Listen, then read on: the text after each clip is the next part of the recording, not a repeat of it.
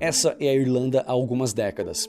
Um país relativamente pobre e fechado para o mundo, sendo esse um dos motivos que fazia com que seus cidadãos emigrassem para outros países em busca de melhores condições. E essa é a República da Irlanda hoje, o país com o segundo maior IDH do mundo, ficando atrás somente da Noruega.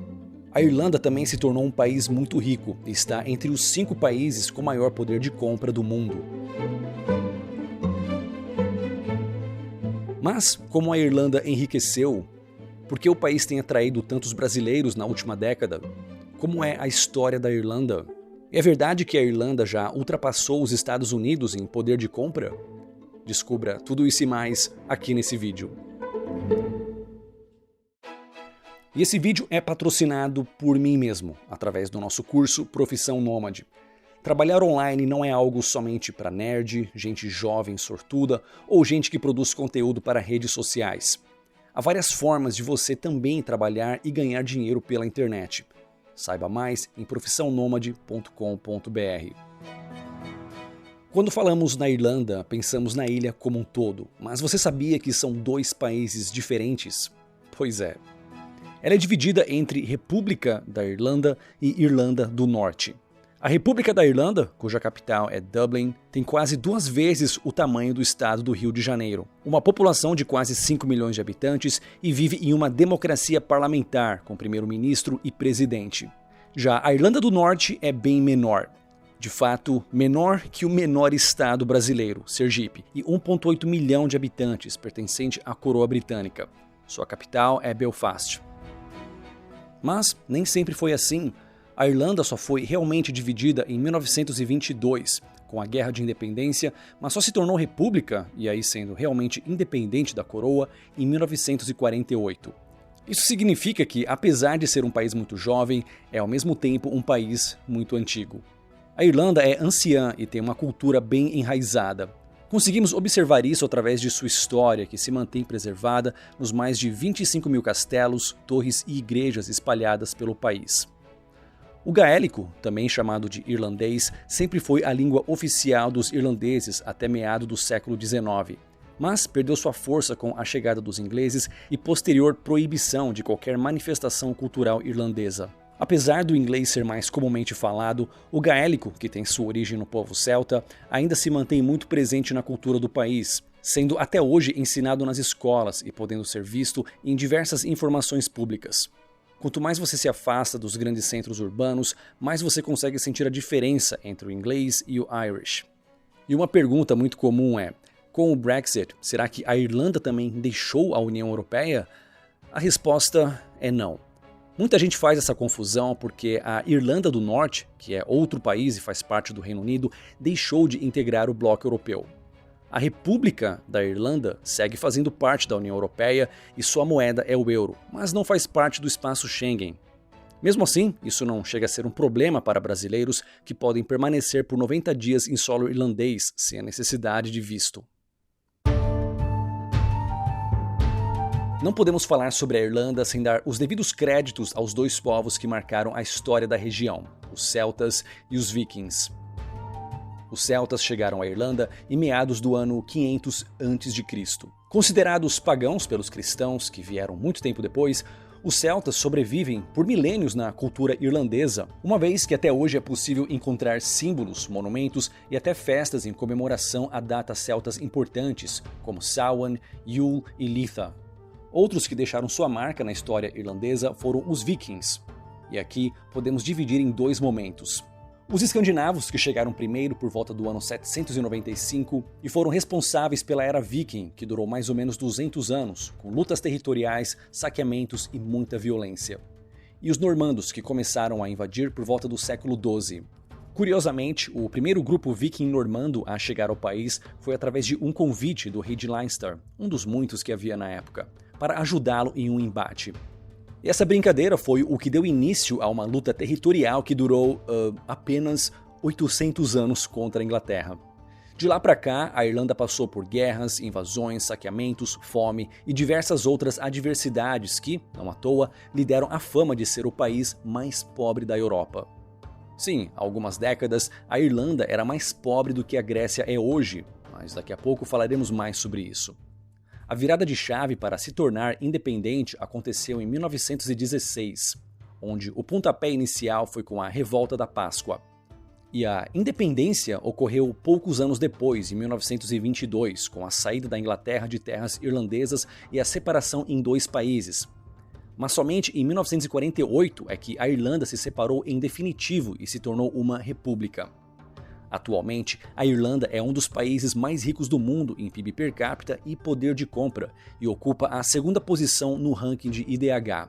Essa evolução só foi possível décadas depois de se tornar uma república, já no final dos anos 80, com a abertura ao livre mercado e o que chamamos de período do tigre celta.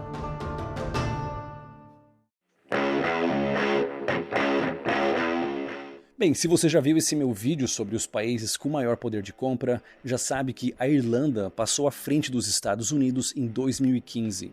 De fato, em 2021, a Irlanda é o terceiro país no mundo com maior poder de compra e o segundo da Europa. E qual o primeiro da Europa e do mundo em poder de compra? A resposta está aqui nesse vídeo que você pode assistir depois desse vídeo aqui sobre a Irlanda. Mais surpreendente do que a Irlanda estar na frente dos Estados Unidos na paridade do poder de compra é o fato de que a Irlanda, até há poucas décadas, era um país relativamente pobre e fechado para o comércio com outros países. E o que vocês acham que a Irlanda fez para enriquecer? Opção 1. A Irlanda aumentou sua burocracia e impostos já existentes, criando barreiras contra o livre comércio para proteger empregos obsoletos e enriquecer políticos, seguindo o exemplo de alguns países cujos nomes eu não citarei. Ou, opção 2, a Irlanda abriu as portas para o livre comércio. Bem, até que a Irlanda tentou a opção número 1, que só gerou estagnação e pobreza, então o jeito foi partir para a opção 2. Ok, como sempre, dizer essas coisas me rende alguns dislikes e comentários nada amigáveis de pessoas que são céticas quanto à liberdade econômica. Alguns desses podem até dizer que, quando a Irlanda fez isso, muitos irlandeses perderam o emprego, logo o capitalismo falhou novamente. Só que não. Como o governo irlandês protegia empresas de concorrência, não havia muito incentivo para melhorar. Logo, quando essa proteção artificial caiu e a livre concorrência chegou, a curto prazo, muitos irlandeses em trabalhos obsoletos e redundantes ficaram sem emprego. Mas, com a livre concorrência vem inovação e crescimento, e também melhores salários. Quando um país viciado em burocracia e intervencionismo se abre ao livre mercado, é igual quando uma pessoa viciada em cocaína para de cheirar. A crise de abstinência não é nada agradável, mas quando ela passa, a pessoa vai ter uma vida muito melhor. Se economistas keynesianos fossem médicos, eles focariam em tratar somente a abstinência como um mal em si e receitariam constantes doses de cocaína para que o paciente evitasse a tão temida crise de abstinência. Mas a Irlanda é um país que conseguiu vencer essa transição tão temida e enriqueceu como consequência. Antes, os irlandeses iam embora da Irlanda em busca de melhores salários. Hoje, eles atraem imigrantes que buscam justamente isso. E além de imigrantes, a Irlanda atraiu muitas empresas gigantes de todo o mundo. Apple, Microsoft, Airbnb são algumas das muitas empresas que têm sua sede europeia na Irlanda. E não foram apenas a menor burocracia e baixos impostos que atraíram tais empresas e empregos. O irlandês, no geral, é um povo bem instruído e qualificado, o que certamente é um incentivo. E convenhamos, o fato da Irlanda falar inglês também entra nessa equação. Outro fator aqui é a baixa corrupção. De acordo com o Índice da Transparência Internacional, a Irlanda está entre os 20 países com menos corrupção em todo o mundo. Porém, nem tudo é maravilhoso. Tanto a dívida externa como a dívida interna da Irlanda são enormes. Recentemente, o país também aceitou a agenda do Imposto Mínimo Global, o que daria assunto para um outro vídeo completo. Mas, por enquanto, chega de falar sobre economia. Talvez você esteja se perguntando como é morar na Irlanda. Um dos destinos de intercâmbio mais buscados pelos brasileiros é justamente a Ilha Esmeralda, apelido que a Irlanda ganhou graças às suas vastas paisagens verde esmeralda. A flexibilidade também é atrativa, já que o país oferece programas de estudo com custos mais acessíveis e de duração variada, Assim, atende não só os que pretendem passar 6 meses estudando, como também quem dispõe de apenas um mês de férias. Para você que se interessou, vale ressaltar que as escolas de idiomas já voltaram a aceitar alunos estrangeiros depois de um período de paralisação causado pela Covid-19. Apesar dos diversos benefícios do intercâmbio, o principal fator de escolha pelo país ainda é a facilidade de ingressar no mercado de trabalho de forma legal e, posteriormente, conseguir um visto de trabalho e até uma residência no país. Ao optar pela Irlanda, é possível permanecer estudando inglês por um período que pode ser de 6 ou 8 meses, dependendo, e conseguir uma permissão de trabalho para até 20 horas semanais, graças ao visto Stamp 2. Achou pouco? Nos meses oficiais de férias, que vão de maio a agosto e dezembro, é permitido aumentar a carga de trabalho para 40 horas semanais. Dessa forma, é possível estudar e arcar com os custos de permanência de uma maneira mais fácil. E falando nisso, como é o custo de vida na Irlanda? Viver na Irlanda, como em qualquer país do mundo, vai ter um custo variável de acordo com seu estilo de vida. No entanto, com 1.500 euros por pessoa já é possível viver por lá. Claro, como em todo lugar, há pessoas que vão dizer que vivem com bem menos que isso e outras vão dizer que é preciso bem mais. Um fato curioso é que há muitas cidades americanas, como Houston, que têm um custo de vida consideravelmente menor que Dublin. À primeira vista, esses valores assustam o imigrante brasileiro e, de fato, o custo de vida na Irlanda é, em média, quase 160% maior que o do Brasil. Mas não podemos esquecer que o problema não está no custo de vida da Irlanda, e sim no baixo poder de compra do brasileiro. Em números absolutos, o Brasil, com seu enorme tamanho e população, obviamente tem um PIB nominal maior que o da Irlanda. Até a Índia ganha da Irlanda nessa métrica ilusória.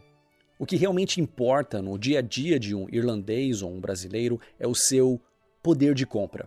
E nesse quesito, a Irlanda fica tão à frente do Brasil quanto o Brasil fica à frente da Irlanda no futebol. O salário mínimo na Irlanda é de 10,10 euros por hora. Isso significa que uma pessoa com uma jornada de trabalho de 40 horas semanais receberá um salário de mais ou menos 1.600 euros por mês. O que já é o bastante para viver com algum conforto, até mesmo para quem mora na capital Dublin. Quando comparada a outras cidades europeias, vemos que Dublin não é exatamente a mais barata do continente, tendo um custo de vida mais alto que Viena e Paris. No entanto, também não é a mais cara para se viver. Segundo o site Numbeo, um aluguel em Londres é 20% mais caro que na capital irlandesa. Em outras cidades, como Cork, essa diferença aumenta para 73%. Resumindo, a Irlanda é uma boa opção para quem vai receber um salário local, pois os salários são altos. Já para um nômade digital, nem tanto. Mesmo que você ganhe 3.000 euros por mês, que é mais que o bastante para viver no país, o fato é que na Europa há lugares com um clima mais agradável e um custo de vida ainda menor.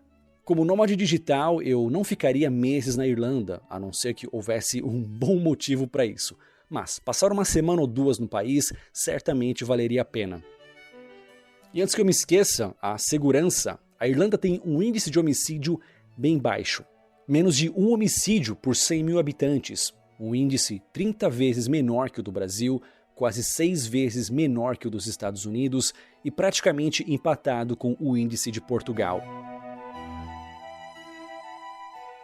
No final das contas, a Irlanda é um país com mais qualidades do que defeitos para quem busca um lugar para estudar, trabalhar e até morar.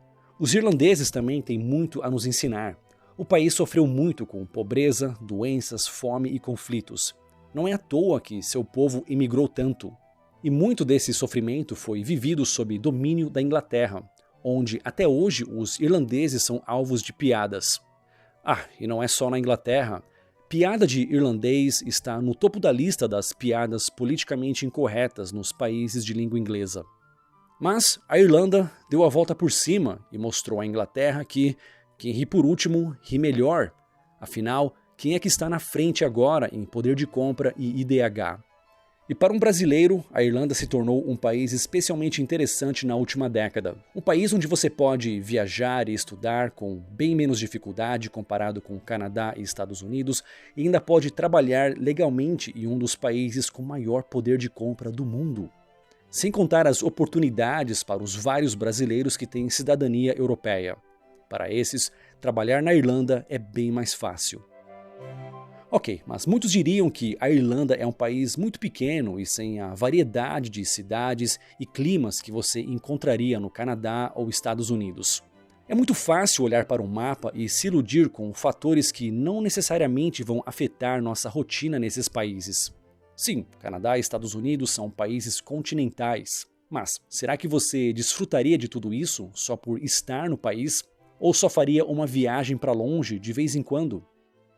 Se você vai ficar fixo numa cidade para trabalhar e estudar por meses e só vai viajar para longe 2 vezes por ano, que diferença faz estar num país enorme ou num país pequeno? E outra, pelo mesmo preço que você voa de Boston para Chicago ou de Toronto para Montreal, você também voa da Irlanda para o continente europeu, onde em poucos dias você pode conhecer vários países e não apenas outra cidade. Enfim, ao escolher um país para viajar, trabalhar ou estudar, é importante analisar várias métricas e não apenas uma ou duas. E é por isso que aqui nesse canal eu tenho vários vídeos sobre esse assunto.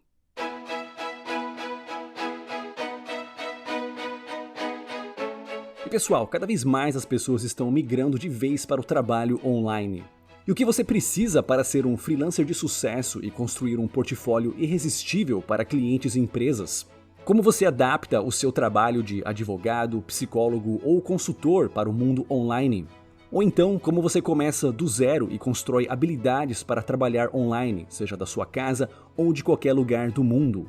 Tudo isso e mais você vai descobrir com o nosso curso Profissão Nômade. A ideia é que você não precise estar sempre no mesmo lugar para fazer o seu trabalho e ganhar o seu dinheiro, né? Então você é geograficamente independente. Esse sou eu falando sobre trabalho online e nomadismo digital em rede nacional. E agora quero falar sobre o assunto diretamente com você. Conheça o nosso curso Profissão Nômade, é papo sério ou o seu dinheiro de volta. Visite nosso site profissãonomade.com.br. E aqui estão 2 vídeos relacionados. Os 5 países com maior poder de compra e a Irlanda está na lista, mas não é o primeiro.